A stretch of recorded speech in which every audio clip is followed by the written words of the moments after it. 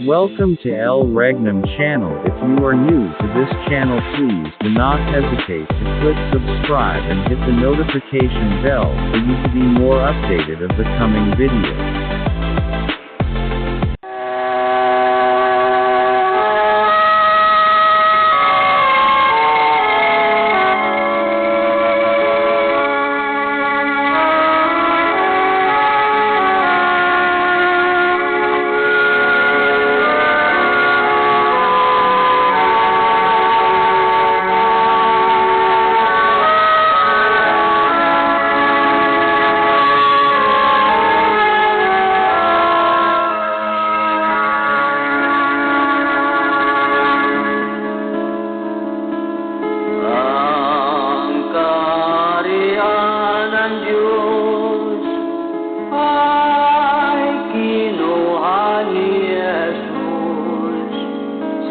Lumang Jerusalem, sa bayang Huda Israel, kanyang ibinigay sa bansang nagbubunga, sa Diyos na kay Kristo na pananampalataya. Ang kaharian ng Diyos ikinubli ni Jesus. Hanapin natin ang bagong Jerusalem.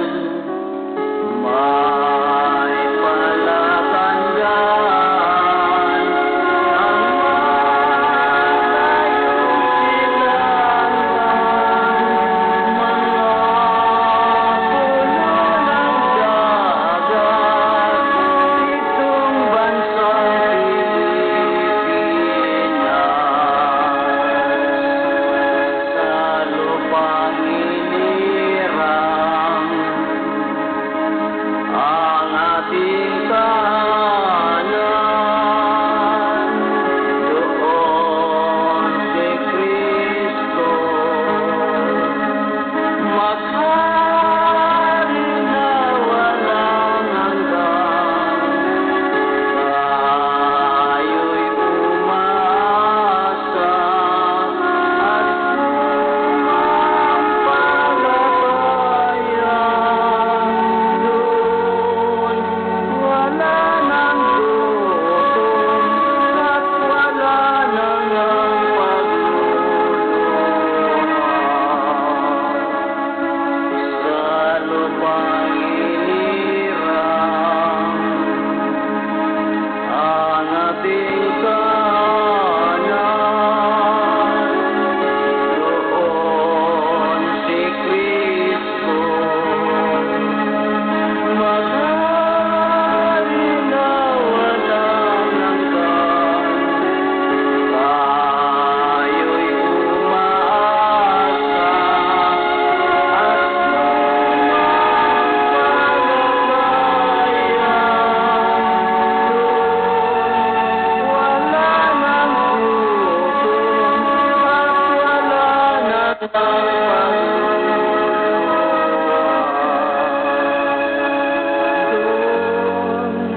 Doon wala nang gutom at wala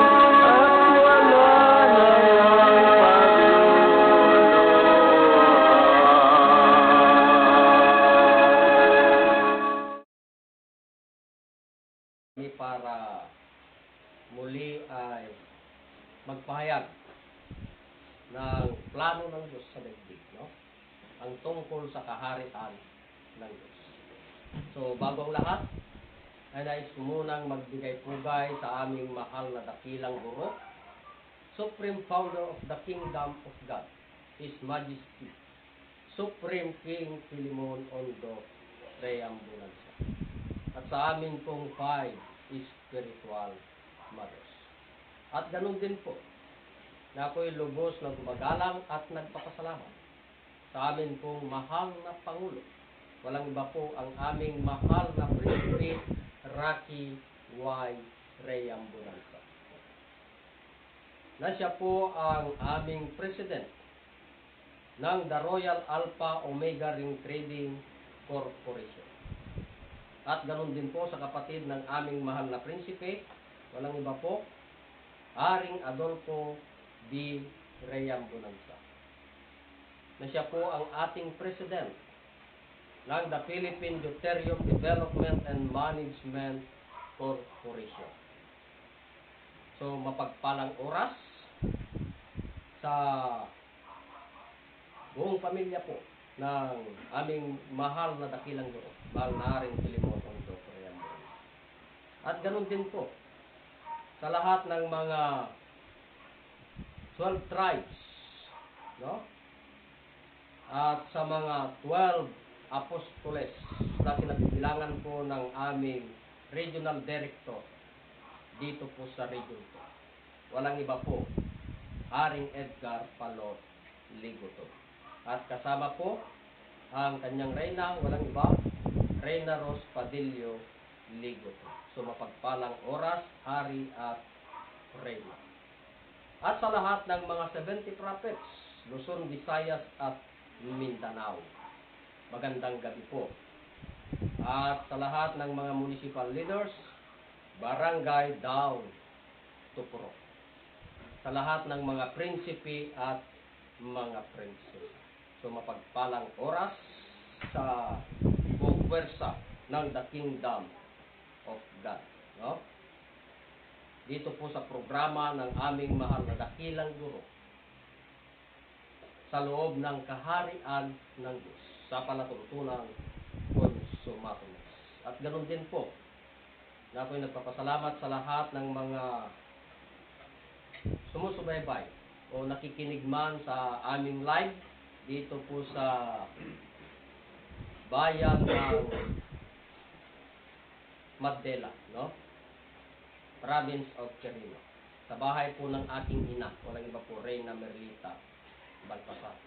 At ganun din po na nagpapasalamat ako sa mga kasamahan ngayon na nandirito ngayon na talagang sinisigaw yung plano ng Diyos, ang aming mahal na dakilang guro, mahal na Haring Filimon Tondo Reyambulanza, na itong bansang Pilipinas ay siyang kaharian ng Diyos. Sapagkat sinabi nga ng Diyos, mga kapatid, na maski pa ulit-ulit po tayo sa pagbigkas sa lahat ng mga nakatagong lihim, sapagkat ito talaga yung kaaya-aya sa Diyos, para sa ganon ay mas higit na maunawahan ng bawat isa po sa atin. Hindi lang sa bansang Pilipinas, kundi sa maging sa buong daigdig, no? Na yung plano ng Diyos. Yung plano ng Diyos ay maisigaw, no? O may pangaran sa sanglibutan. Ano yung may pangaran? Yung ebanghelyo sa kaharian ng Diyos, ayon sa Matthew 24:14. So ganito po ang mabasa ayon po sa banal na kasulatan. At ipangangaral ang ebanghelyong ito ng kaharian sa buong sanglibutan sa pagpapatotoo sa lahat ng mga bansa, at kung magkagayoy darating ang wakas. Yan, so narinig po natin, napakaliwanag po, sinabi po yan ng Diyos, no? Hindi man sinungaling ang Diyos, na sana hindi na yun nakasulat, ano? Kundi yan ay talagang pinaparinig sa lahat ng mga tao, hindi lang sa buong Pilipinas, maging sa buong daigdig, para may pangaral ang ebanghelyo sa kaharian ng Diyos at mabigyan ng matibay na patutuo, yung katotohanan lamang, no? Sapagkat hindi man natin pwedeng patutuhanan kung wala yung Espiritu ng Diyos na siyang magsasalita sa lahat ng nakatagong lihim sa banal na kasulatan, no? At upang sa gayon ay darating na rin ang wakas. No? So narinig po natin yung ating mga kapatid na pinatunayan talaga na bansang Pilipinas ang siyang kaharian ng Diyos sapagkat inulangan ng Diyos. Mga kapatid, ayon sa Daniel 4 o Daniel 2:44, kung ano ba yung sinabi doon, sapagkat ang Diyos ay pumili muna ng kaharian sa daigdig. No? Na ang una ay ang bansang Babylon. Pangalawa, ang bansang Medo-Persia. Pangatlo, bansang Greece. Pang-apat, bansang Rome. At ang panglima sana ay ang bansang Israel. Ngunit, hindi naitayo doon sa bansang Israel. Ano ba ang sinabi ng Diyos sa banal na kasulatan? Daniel 2:44. So ganito po ang mga basa. At sa mga kaarawan ng mga haring yaon ay maglalagay ang Diyos sa langit ng isang kaharian na hindi magigiba kailanman, o ang kapangyarihan man niya o iiwan sa ibang bayan, kundi pagputol-putulin at lilipulin niya ang lahat ng kahariang ito, at yao'y lalagi magpakailanman. So yan, mga kapatid, napakaliwanag, no? Narinig po natin na ang Diyos ay magtatayo ng isang kaharian sa saan? Sa langit, no? Na kailanman ay hindi na magigiba. No? Napakaliwanag yung sinabi ng Diyos. Narinig natin ang ating mga kapatid na walang ibang tinukoy kundi ang bansa nating Pilipinas. Na sana ay maintindihan po natin sapagkat mapalad yung pinangakuhan ng Diyos na bansang nagkakabunga.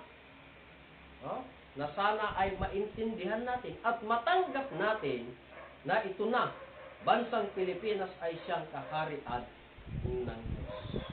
Na sana yung pangako ng Diyos ay maibigay. No? Ngunit, narinig po natin, ang Diyos ay magtayo ng isang kaharian sa langit. Yan na, mga kapatid. Kung ano ba yung salitang langit. No? Sapagkat, kung isipin po natin, ang langit, ito yung talagang luklukan ng Diyos o tirahan ito ng Diyos.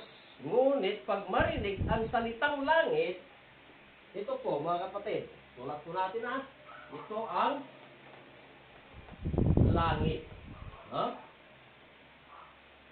Yan.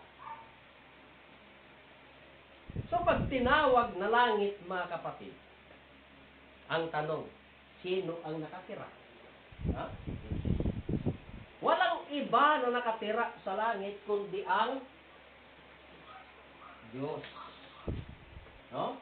Diyos ang nakatira doon sa langit. Ngunit pag narinig ang salitang langit, walang ibang turo kundi nandun sa taas. No? Nandun daw sa taas ang langit. No? Mga kapatid. So gaano kaya katotoo? Ha? Na ang langit ay nandun sa taas. Di ibig sabihin, kung nandun sa taas ang langit, di pati ang Diyos nandun din sa taas. Di po ba? Siyempre, hindi pwedeng maghiwalay. O mahiwalay ang Diyos doon sa langit. Hindi pwede. Sapagkat ang nakatira doon sa langit ay ang Diyos. Mga kapatid. Diyos lang ang nakatira doon sa langit. At ganun din doon sa kanyang susuguhin o pipiliin. Ngunit ano bang nakatagong lihim sa salitang langit? Sapagkat mayroong hinula si Apostol Pablo ayon sa banal na kasulatan sa 2 Corinto 12:2 na kung nasaan ba yung sinasalita natin na langit. O binabanggit natin na langit. Napakadaling basahin, napakadaling banggitin, ngunit nasaan ba talaga yung langit na tirahan ng Diyos? No? Anong sinabi sa banal na kasulatan ayon sa 2 Korinto 12:2? So ganito po ang nakasulat. Nakilala ko ang isang lalaki kay Kristo Yan. na mayroon ng 14 na taon, maging sa katawan, ewan ko, o maging sa labas ng katawan, ewan ko. Diyos ang nakakaalam na inagaw hanggang sa 3 langit. Yan. Inagaw hanggang saan? Sa 3 langit. Yan. Napakaliwanag yung binanggit sa banal na kasulatan. Ang Diyos ay inagaw sa 3 langit. Kung mayroong 3 langit, ibig sabihin mayroon pang 2 langit. No?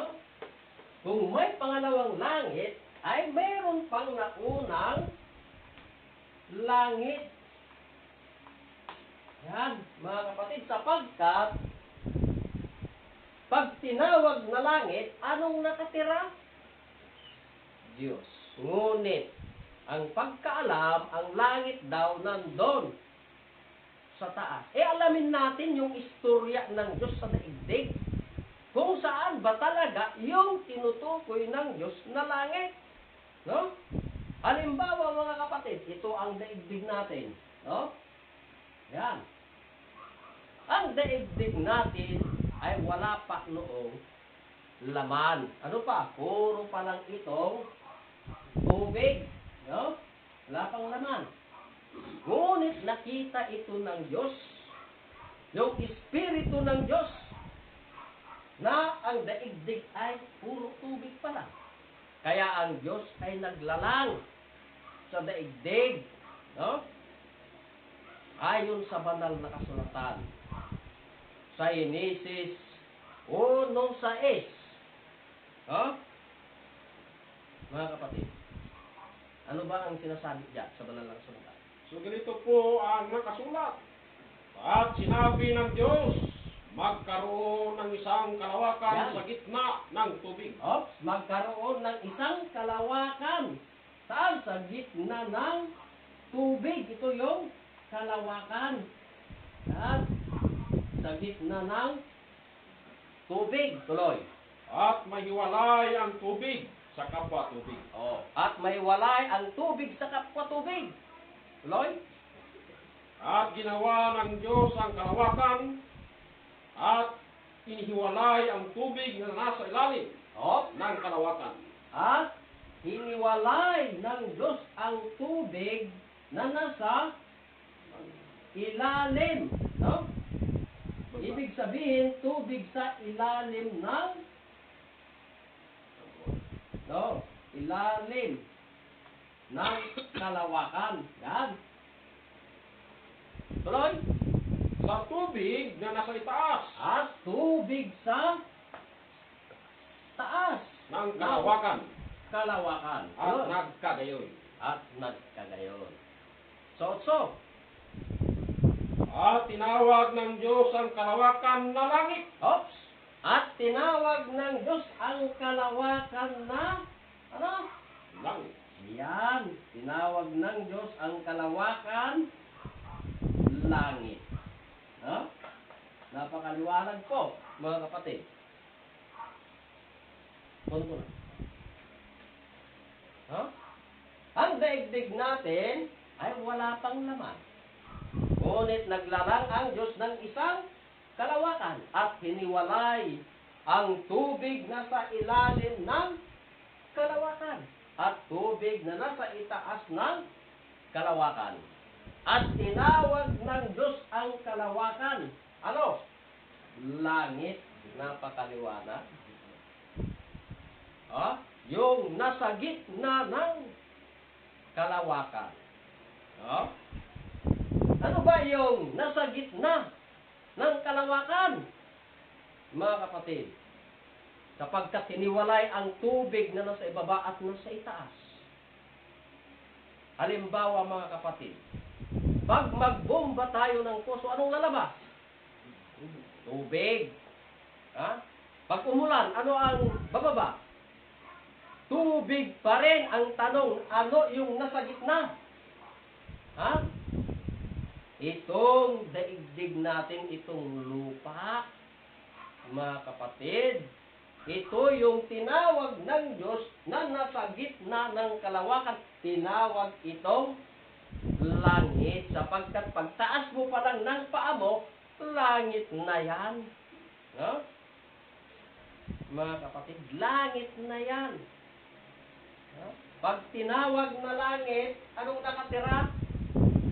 Diyos. Natural naman, mga kapatid.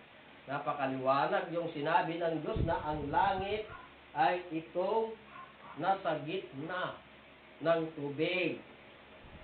Ha? Na siyang kalawakan at tinawag itong langit. Ngunit ayon sa hinula ni Apostol Pablo na ang Diyos ay inagaw sa ikatlong langit. Hindi matawag na tatlong langit kung walang pangalawang langit. At hindi rin matawag na may pangalawang langit kung wala pang mas unang langit. Sapagkat pag binanggit na langit, ang tanong, anong nakatira? Ang Diyos, mga kapatid. Ang tanong ngayon, mga kapatid, nasaan ang unang langit na tirahan ng Diyos? Ha? Nasaan? Nasaan, mga kapatid, yung unang langit na tirahan ng Diyos?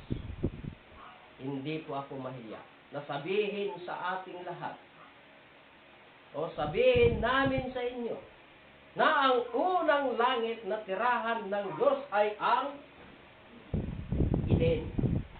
Bakit kako sa Eden? Ha?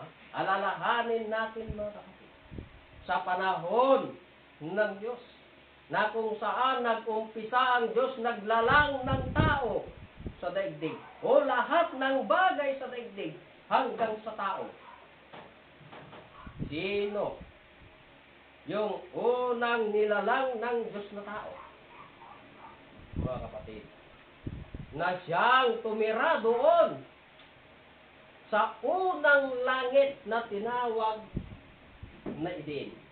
Ha? Sino? Walang iba kundi yung unang taong nilalang ng Diyos na si Adam. Yan.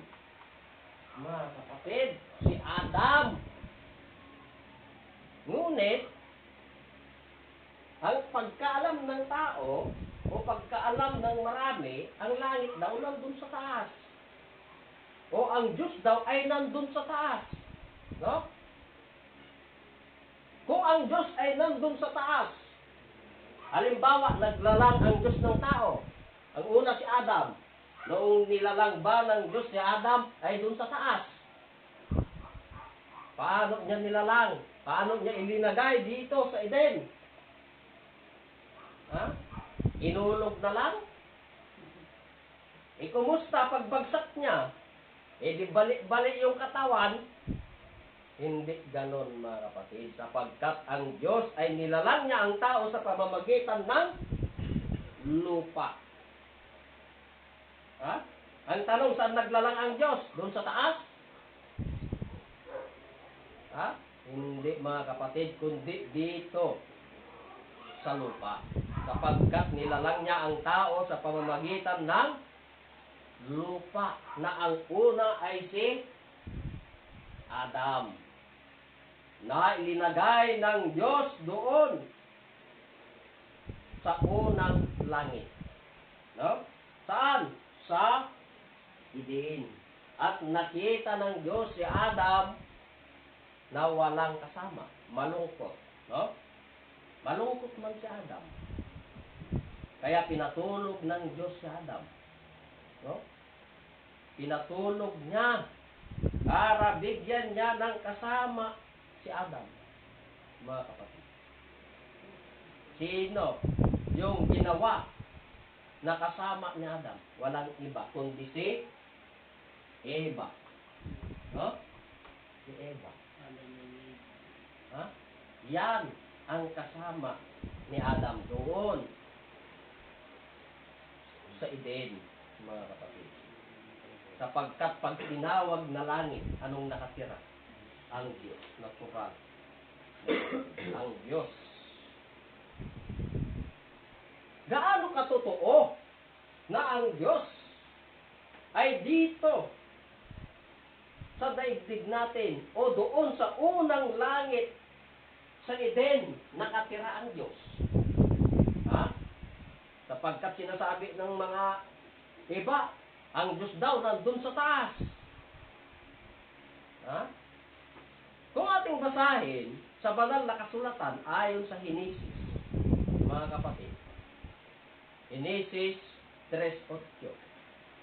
So, ito po ang mababasa sa Genesis 3:8. At narinig nila ang tinig ng Panginoong Diyos At narinig nila ang tinig ng Panginoong Diyos. na lumalakad Lumalakad. Saan lumalakad? Doon sa taas? Ha? Saan ba yung nilalang ng Diyos ng tao? Nandun din sa taas? Tuloy. sa halamanan, Sa halamanan. Baka may mga halamanan doon. Tuloy. sa kulimlim ng araw. Yan, sa kulimlim ng araw. At nagtago ang lalaki Oh, at nagtago. kanyang asawa sa harapan ng Panginoon Oh. Diyos sa pagitan ng mga punong kahoy sa halamanan. Yan, napakaliwanag mga kapatid. Tapos sabihin natin, ang Diyos nandun sa taas. At ang langit nandun. Nandun din sa taas. Ngunit hindi po ganon. Sapagkat ang Diyos hindi pwedeng maiwalay sa langit. Sapagkat ang langit ay luklukan ng Diyos. Saan? Doon sa halamanan. Nasaan yung halamanan na unang nilalang ng Diyos? Doon sa Eden. Or Harding Eden. Mga kapatid, doon inilagay ng Diyos o naglalang ang Diyos. Kung doon naglalang ang Diyos, ang tanong, saan nakatira ang Diyos? Ha? Sa langit, mga kapatid. Ang tanong, nasaan ang unang langit? Walang iba dito sa Eden. Ito ang unang langit na tirahan ng Diyos, ang Eden. So dito sa panahon ni Adam at Eva, dito nagkaroon ng kasalanan ang tao, mga kapatid. Yung isang batas hindi nasunod. Yung batas ng Diyos hindi nasunod ni Adam at saka ni Eva, na ipinagbawal ng Diyos na kumain ng bunga ng punong kahoy ng buhay. Napakaliwanag mga kapatid, no? Ngunit sinasabi nila magsalas daw. Ha? Ayon sa banal na kasulatan, basa. So ganito po ang mabasa, Genesis 3:17. Sige. At kay Adam ay sinabi, sapagkat iyong dininig ang tinig ng iyong asawa, at kumain ka ng bunga ng punong kahoy, na aking inuutos sa iyo, na sinasabi, huwag kang kakain niyahon. Sumpain ang lupa dahil sa iyo, kakain ka sa kanya sa pamamagitan ng iyong pagpapagal sa lahat ng mga araw ng iyong buhay. Yan. So, napakaliwanag mga kapatid, yung inutos ng Diyos, ngunit, kumain pa rin. No? Dahil din sa, ano yan, mga kapatid? Ha? Dahil din sa babae, na ginamit pa rin ng Diyos yung ahas. Ito ba? Sapagkat ang Diyos nilalang niya lahat ang nasa daigdig. Istorya ito ng Diyos. Para malaman natin kung ano yung plano sa daigdig. Kaya sa panahon ni Adam at Eva, ay nagkaroon ito ng kasalanan. Kaya ang Diyos ay pinaalis ng Diyos si Adam at Eva doon sa Eden dahil sa kasalanan. Ha? Kaya pinarusahan ng Diyos si Adam at Eva. Anong parusa kay Adam? Yung magtrabaho siya. Ha? Na meron silang kakainin na manggagaling sa kanyang pawis. At ang babae naman, ang parusa niya ay manganganak ng napakasakit na halos nakahukay na ang isang paa. No? Dahil sa kasalanan, pinalabas ng Diyos si Adam at Eva, kaya doon naglahi si Adam at Eva. No? Naglahi si Adam ng 10 lahi. No? Mula kay Adam, Seth, no? Enos, Kainan, Mahalil, Hared, Enok, Matusala, Lamek, hanggang kay Noah or Noe. Yan, mga kapatid. 10 lahi. Lahi ni Adam. Hanggang kay Noah or Noe, mga kapatid.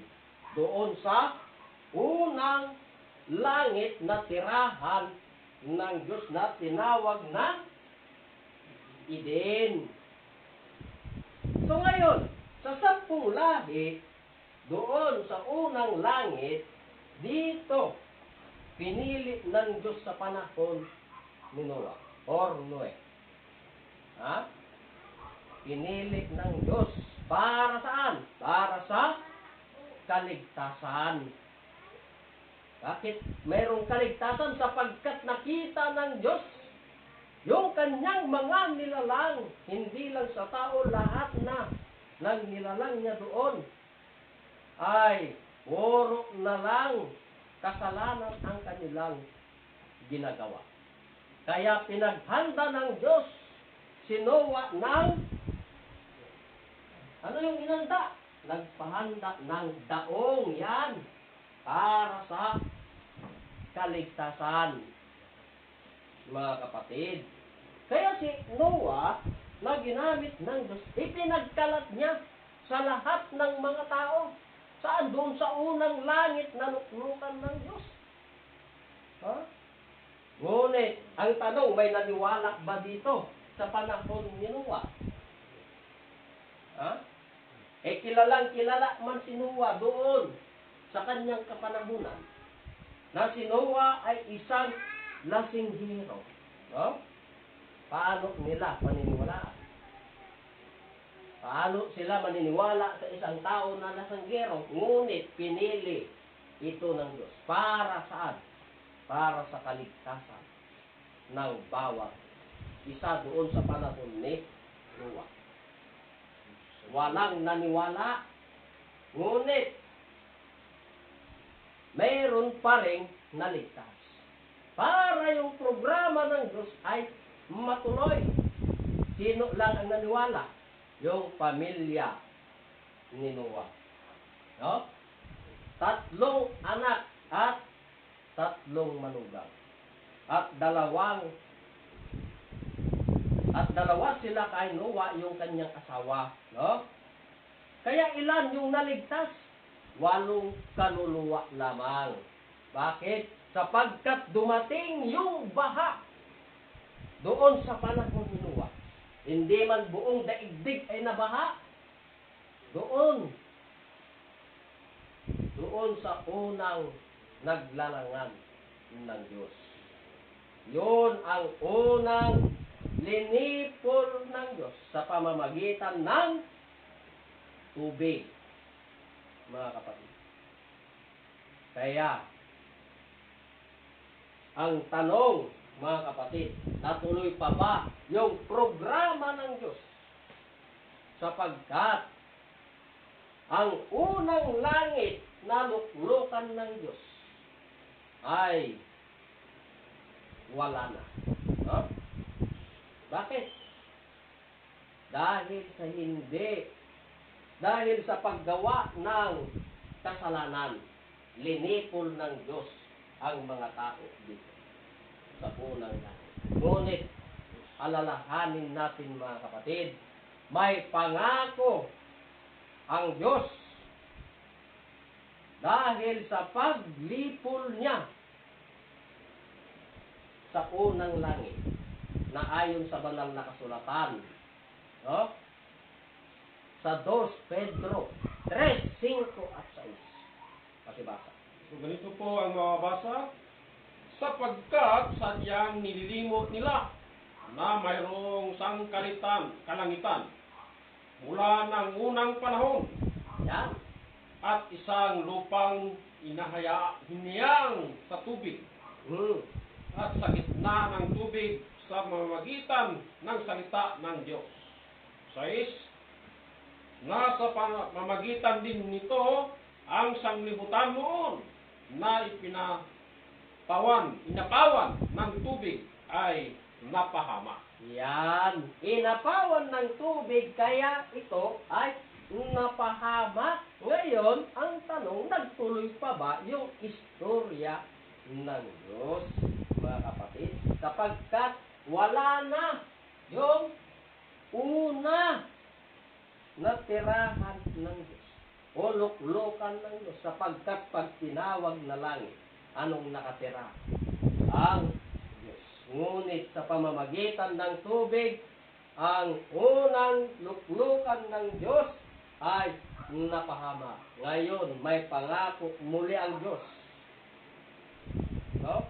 Para muli ay maglalang ng bagong langit at bagong lupa.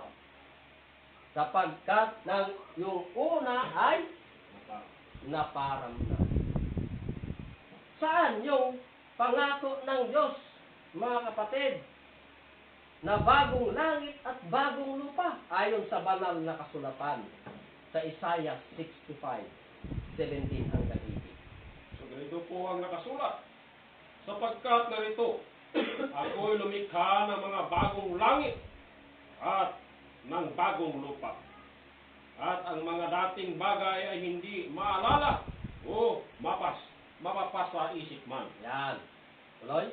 Sa 18, ngunit kayo'y mga tuwa at mga galak, magpakailanman sa aking nilikha, sapagkat narito aking nilikha na kagalakan ang Jerusalem at kaligayahan ang kanyang bayan. Yan. So, napakaliwanag mga kapatid, yung pangako ng Diyos. Ano yung kanyang lalalangin?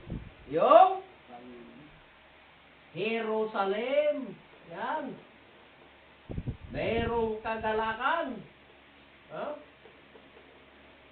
Yan ang pangako ng Diyos. Lalangin muli ng Diyos ang bagong langit na kanyang luluklukan na siyang Jerusalem. No? Sapagkat pag tinawag na langit, anong nakatira? Walang iba ang Diyos. Totoo ba, mga kapatid, na ang Jerusalem ay luklukan ng Diyos? Na ito yung pangalawang langit. Ayon sa banal na kasulatan sa Jeremias 3:17, kung totoo ba na luklukan ito ng Diyos.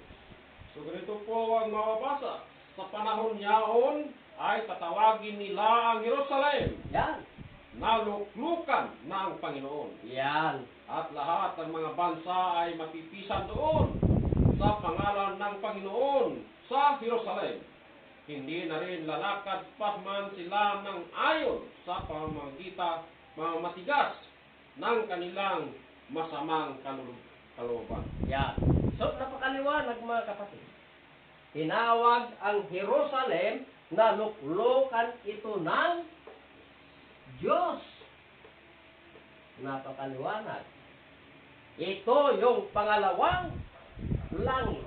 Pag tinawag na langit, ang tanong, ano ang nakatira? Ang natural, mga kapatid. Ngunit, sino yung nakikilala nating Diyos sa Jerusalem na siyang pangalawang langit na luklukan ng Diyos? Ha?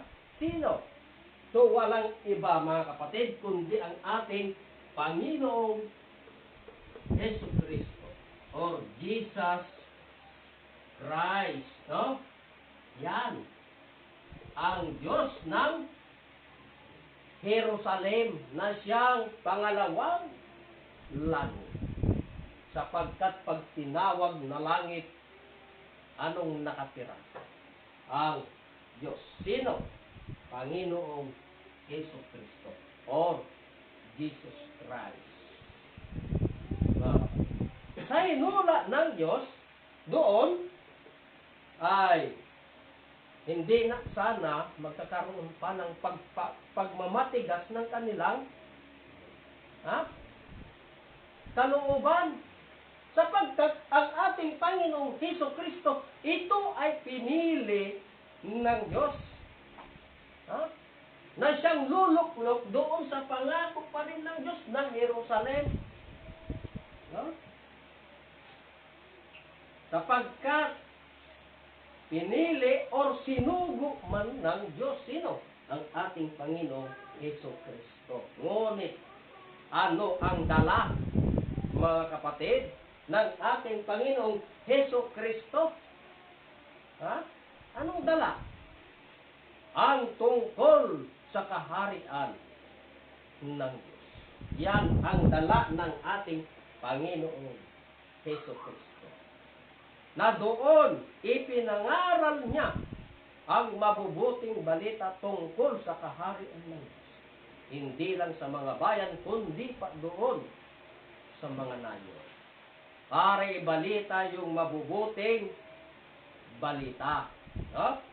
Ngunit, ang tanong, mga kapatid, yung dala ng ating Panginoong Hesus Kristo tungkol sa kingdom of God or kaharian ng Diyos. Ang tanong, tinanggap po ba, mga kapatid?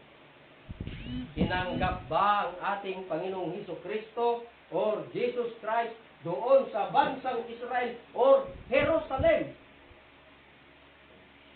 Tinanggap ba yung dala tungkol sa kaharian ng Diyos? Tinanggap po ba?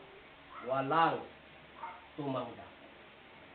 Bagkos, ang ating Panginoong Hesus Kristo ay hinuli at ipinako sa cross. At ipinako sa cross, mga kapatid. Hindi lang doon sa pagpako sa cross. Dahil sa hindi pa rin pagtanggap sa ating Panginoong Hesus Kristo, ay nabigkas or nasabi doon sa mga tao na ang kaharian sa bansang Israel ay aalisin at ibibigay ito sa isang bansang nagkakabuo. Bansa, mga kapatid. Yan ang isa, mga kapatid, na sinigaw ng Diyos doon sa bansang Israel o sa Jerusalem. Dahil sa hindi paniniwala at hindi pagtanggap sa Kanya doon sa Kanyang dala. Kaya ang Diyos, dahil sa hindi pagtanggap, bagkos ipinako pa sa krus.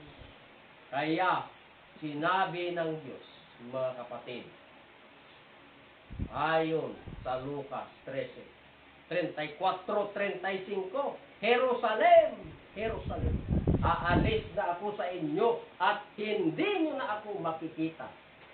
Sinungaling ba ang Diyos, mga kapatid? Hindi man sinungaling ang Diyos. Pinako sa cross, mga kapatid.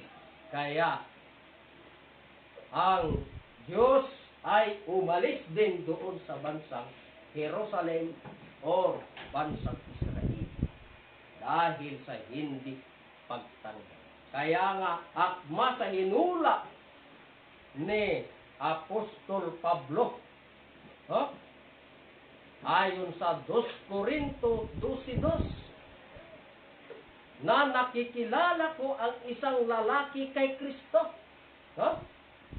May 14 na taon na ngayon. Kung may katawan, ewan ko. O may katawan, ewan ko.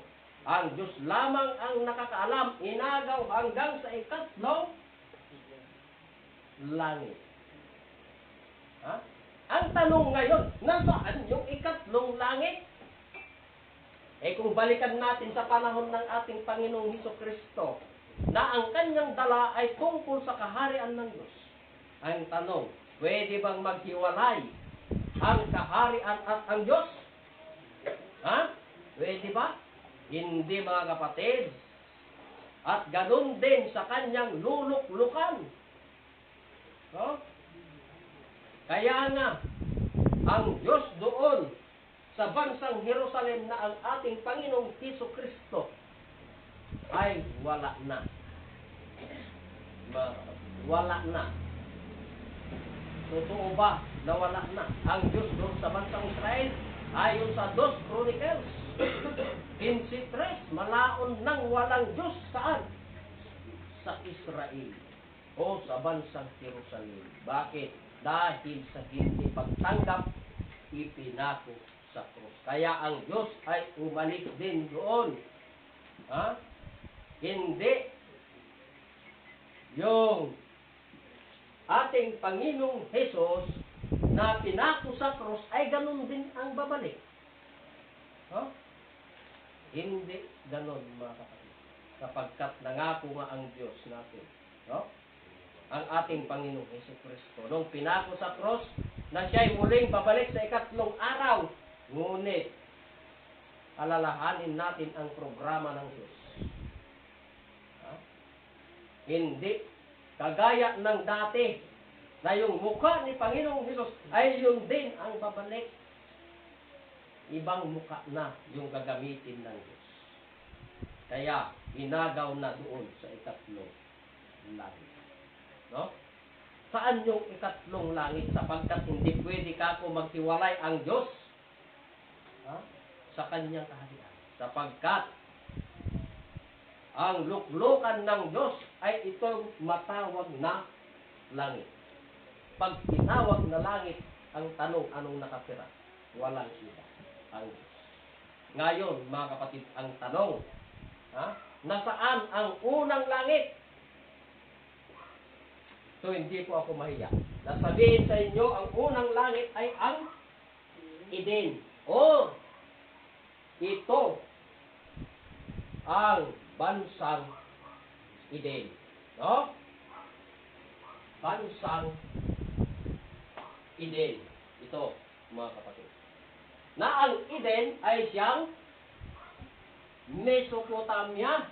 Yan. Mesopotamia. Mesopotamia. At ang Mesopotamia ay naging bansang Babylon. Yan. Or Babylonia. At ang Babylon ay siya na ngayon ang bansang Iraq. Ito na ang bansang Iraq. Ang tanong, nasaan yung unang langit? Mga kapatid, nasaan yung unang langit? Doon sa Eden. Saan yan? Doon sa taas? Hindi, mga kapatid, kundi doon sa bansang Eden na siyang Mesopotamia, na siyang Babylon. Hindi yun, bansang Iraq na. Ngunit wala na ang Diyos doon sa Iraq, kaya magulo na. Umalis saan? Pumunta doon sa pangalawang langit. Pag tinawag na langit, ang tanong, anong nakatira? Ang Diyos. Saan yung Jerusalem. Mga kapatid, ito yung bansang Israel. No? Ito ang bansang Israel. Sapagkat ang kapital ng Israel ay ang Jerusalem. No? Na pangalawang langit na luklukan ng Diyos.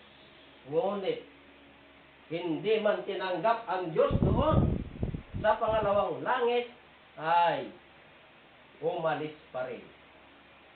Kaya nga, ayon sa hinula ni Apostol Pablo sa 2 Corinto 12:2, ang Diyos ay inagaw sa ikatlong langit. Saan yung ikatlong langit? Ang unang langit ay bansang Eden. Pangalawang langit, bansang Israel or Jerusalem. At ang ikatlong langit, mga kapatid, ay doon pa rin sa isang bansa na hinula pa ng Diyos, bansang nagkakabunga. Yan ang pangatlong langit. Paano natin mapatunayan kung anong bansa yan, mga kapatid, na siyang pangatlong langit? Paano kung sabihin ko sa inyo, mga kapatid, na ang bansang Pilipinas ay siyang pangatlong langit, na siyang tirahan ng Diyos? Kailangan meron itong palatandaan. Na tulad doon sa unang langit. Sapagkat sa unang langit ay merong banal. No? Merong banal na lupa. At ganun din sa pangalawang langit ay meron ding banal na lupa. Sa unang langit, mga kapatid, nasaan yung banal na lupa dito? Walang iba ang Eden. Na siyang Mesopotamia, mga kapatid. Sa pangalawang langit, ang tanong, nasaan yung pangakong lupa doon? Or banal na lupa? Nasaan yung banal na lupa? Doon sa Jerusalem.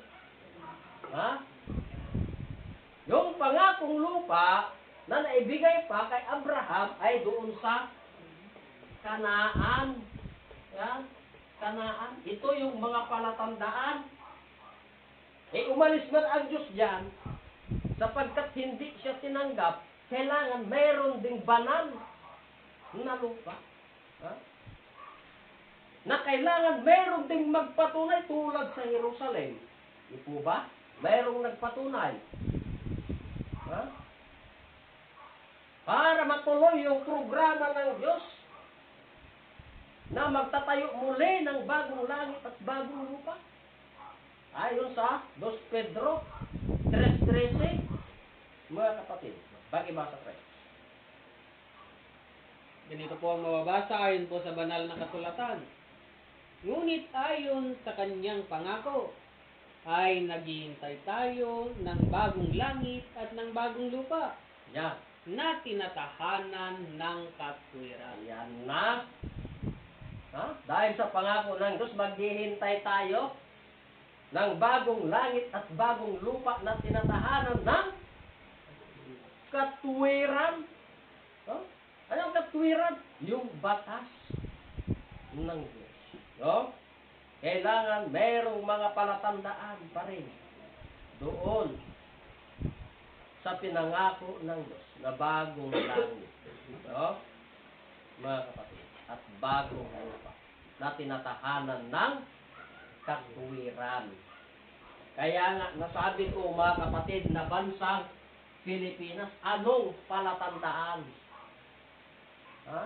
Kung merong banal na lupa doon sa bansang Israel na siyang Jerusalem, kailangan meron ding banal dito sa bansang Pilipinas. No? Nasaan yung banal na lupa sa bansang Pilipinas? Hindi po ako mahiya. Sabihin, mga kapatid, at mayroong nagpatunay na siyang nagsigaw, no? Sa panahon pa ni Diosdado Macapagal at President Ferdinand Marcos. Saan yan? Doon sa Dapitan, no? Saray City. Yan, yung banal na lugar. Ha? Mindanao. Ha? Yung pangakong lupa ay Mindanao is the land of promise. Mga kapatid, yan ang pangako pa rin ng Diyos na gaya doon kay Abraham, may pangakong lupa. Ngayon sa Pilipinas, mayroon ding pangakong lupa. Sinong nagsigaw?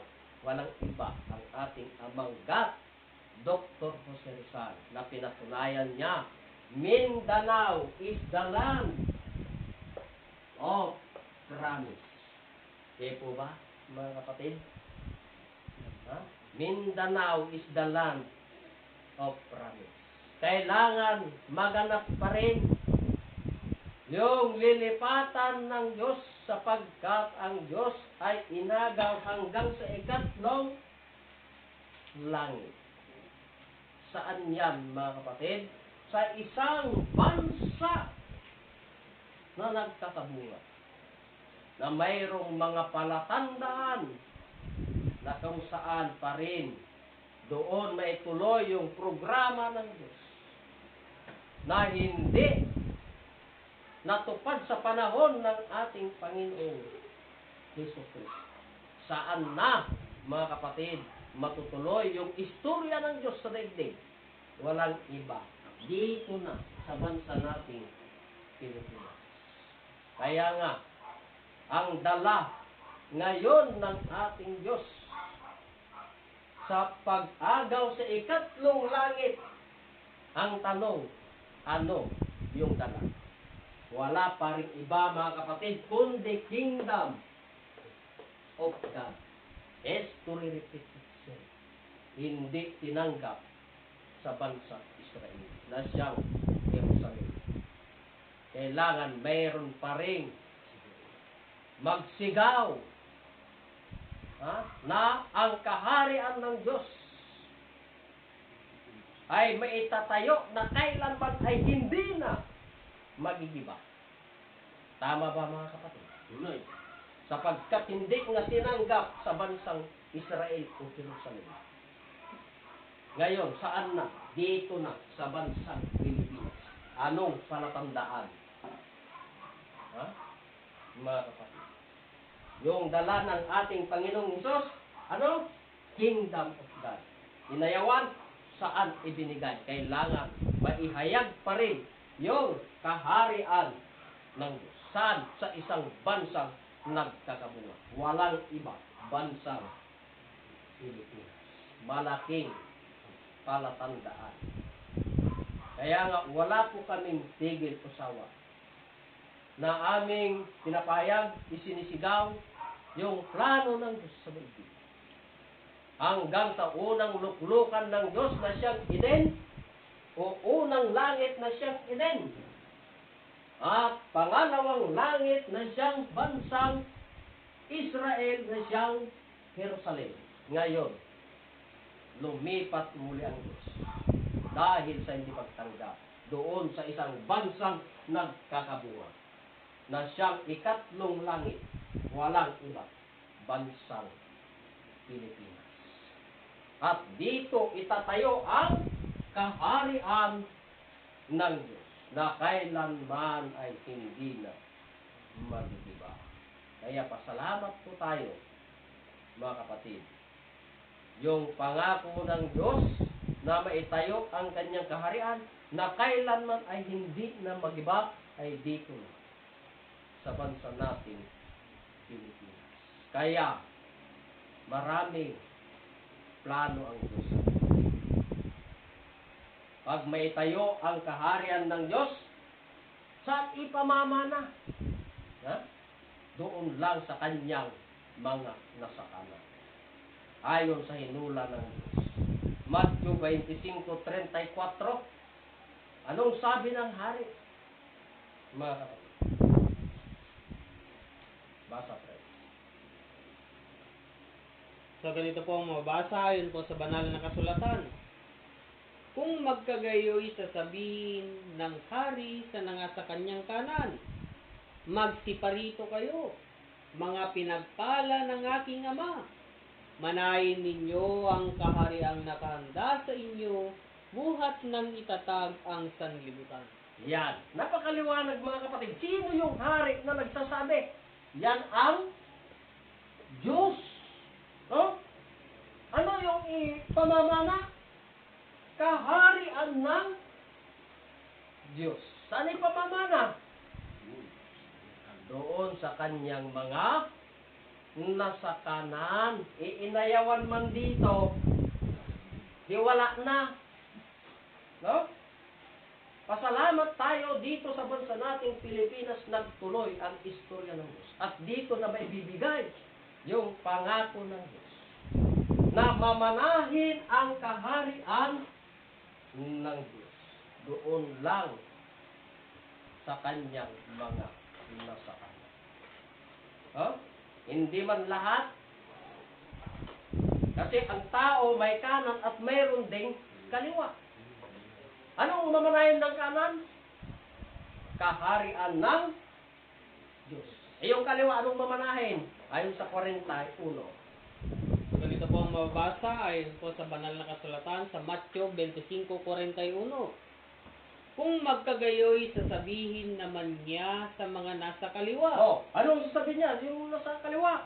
Magsilayo kayo sa akin, Oh, magsilayo kayo sa akin. kayong mga sinumpa, Na, at pa sa apoy na walang hanggan, na inihanda sa dyablo at sa kanyang mga anghel. yan. Mga kapatid. Ano? Sinabi?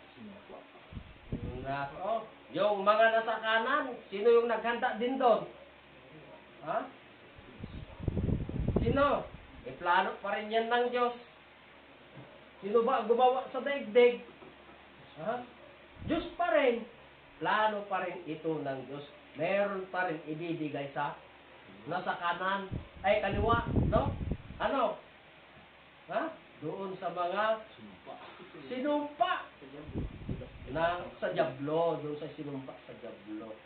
Kaya mapalad yung mga nasa kanan at mamanahin ang kaharian ng Diyos. No? Na nakahanda buhat pa ng itatag ang sanglibutan.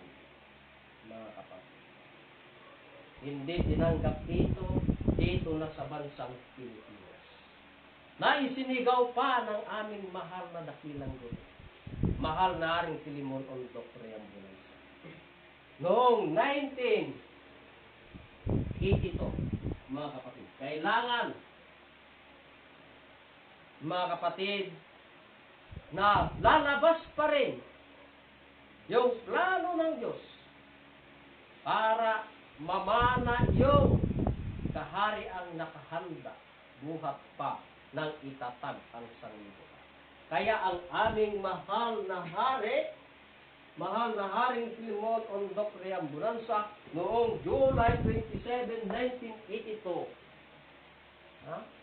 sinigaw o tinatag ang kaharian ng Diyos. Saan, mga kapatid? Dito sa bansa natin, Pilipinas. Kaya ang may-ari ngayon ng kaharian ng Diyos, mga kapatid, walang iba kundi ang aming mahal na dakilang guro, Supreme Founder of the Kingdom of God, mahal na Haring Filimon Ondok Triambulanza.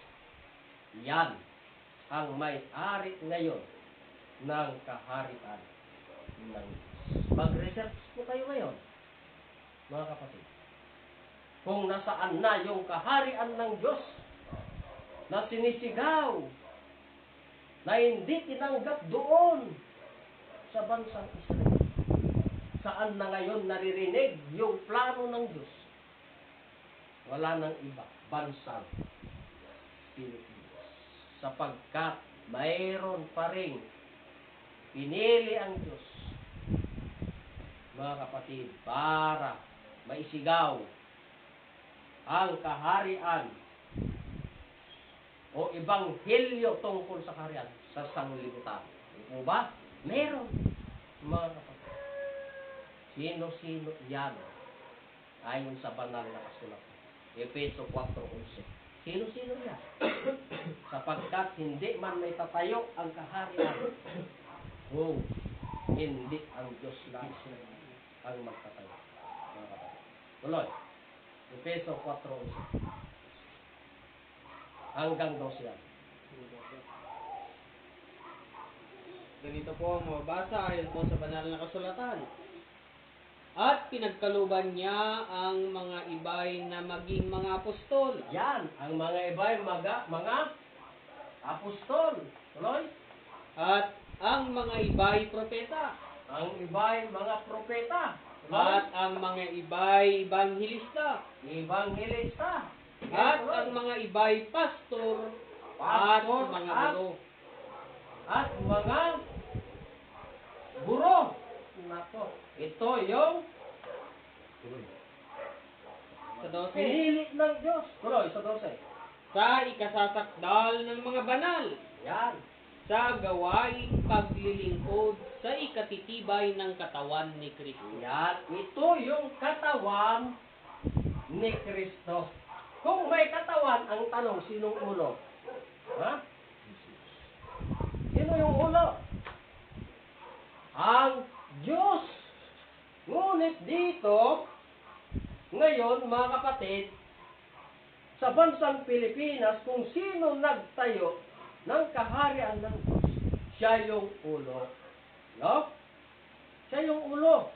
Na mayroong apostol, ano pa? Mga propeta, ebanghelista, pastor, at mga guro. Hindi po ako mahiya na sabihin sa ating lahat na ang ulo sa kaharian ng Diyos ngayon ay ang aming mahal na Haring Filemon Ponto Triumphal. Yan ang ulo sa kaharian ng Diyos. No? Kung ulo ka, kung ikaw ang Diyos, kailangan meron kang apostol, propeta, ebanghelista, pastor, at mga guro.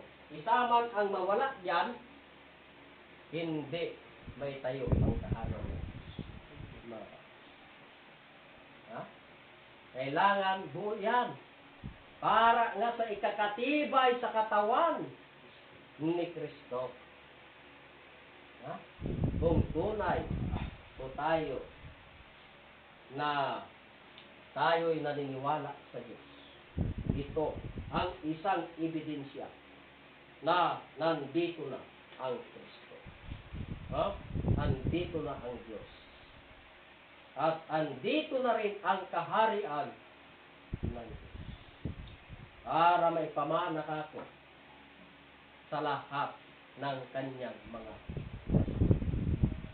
No?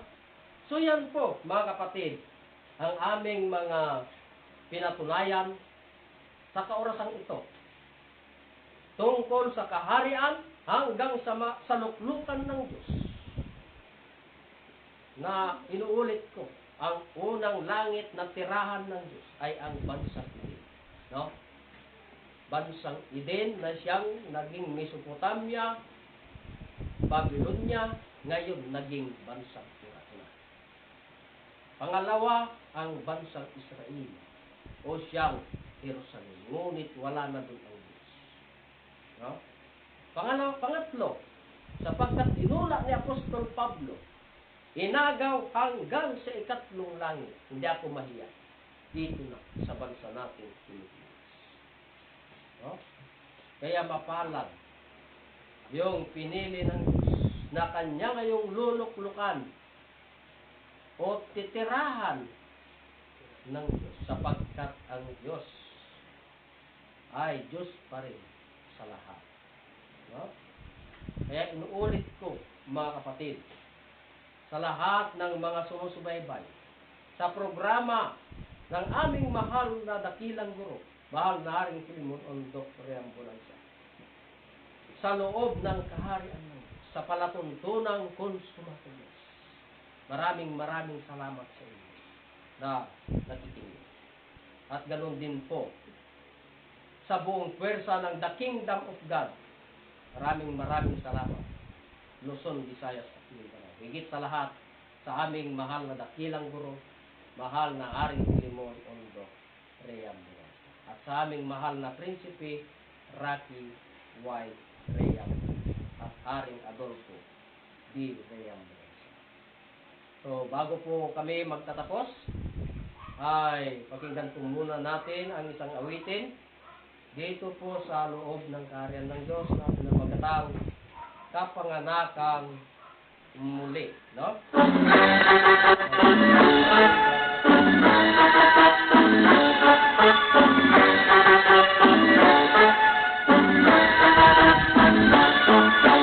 Upang makakita sa kaharian ng Diyos, ipanganak muli ng tubig at ng Espiritu. Kung di natin sundin ang payo ni Jesus, hindi makapasok sa kaharian ng Diyos. Ang katotohanan, kalayaan ng tao, ito'y nagbibigay ng sagana at habang buhay. Magsisamba tayo sa Diyos Espiritu, ang kaharian niya ay mamanahin natin.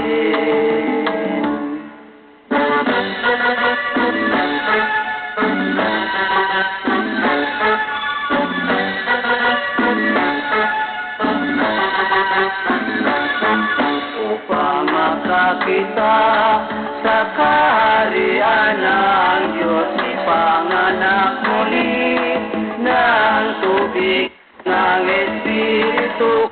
Di natin sundin ang payo ni Jesus, hindi nakapasok sa kaharian ng Diyos. Ang katotohanan, kalayaan ng tao, ito'y nagbibigay ng sagana at habang buhay. Magsisamba tayo sa Diyos Espiritu,